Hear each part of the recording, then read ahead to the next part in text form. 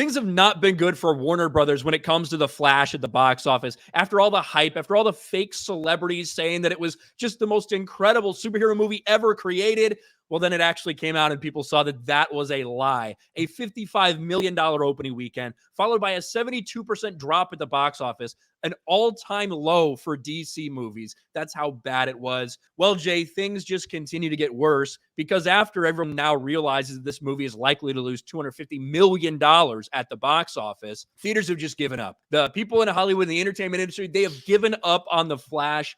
Look at this. Exhibitors seem to have lost patience and want The Flash gone in a flash, as 1,538 movie theaters domestically will stop playing it on Friday. That's the steepest loss of theaters for a DC film in its third weekend ever. To put that in perspective. Third weekend. Holy crap. Yes. So, like, to put that in perspective, Elemental's only going to lose 300, and that came out the same weekend as The Flash. It's going to, like, Spider-Man Across the Spider-Verse is still going to be in more theaters. The Little Mermaid is probably still going to be, or at least in close to the same amount of theaters, even though that came out way before The Flash. The fact that a movie like The Flash is losing 1,500 theaters in its third weekend is absolutely wild. Obviously, they do have Indiana Jones coming out this weekend. You want to make room for that for sure, things like that. But still, a new pathetic low for them. This might be one of the reasons why we saw that, oh, by the way, Flash is coming out digitally in 30 days after its release because they know there's going to be no legs for it at the box office. You might as well get some money out there video on demand while you can.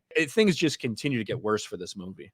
I mean, the theaters got to make money. Can't make money if nobody goes. If you got these big empty theaters that no one wants to go in and see this film, they're not going to make any money on that. Man, talk about a snowball effect, man. Like, that is just, I don't know. I can't wait till, like, it's released, on streaming, and then the numbers are like, nobody's even watching this on streaming. This movie might just fade away like a fart in the wind. It'll just be a distant memory before the year is over. Like, I'm pretty sure, like, Transformers is only losing 600 theaters, right? So Transformers is losing 600 theaters. Flash is losing 1,500. That means that Transformers is going to be in more theaters than The Flash. And it's like fourth or fifth week of release. Transformers, which it's not like that's been doing crazy at the box office, right, is going to be in more theaters than The Flash. That is Transformers bad. even, like, gave away their surprise ending on Twitter. They literally played it on their Twitter account, and yet that's going to be in more theaters than The Flash. Comical. I mean, look, it's just going to get worse. I'm telling you, man. I believe we'll see the same thing with the rest of these films coming out. Blue Beetle, Aquaman 2, it just doesn't look good.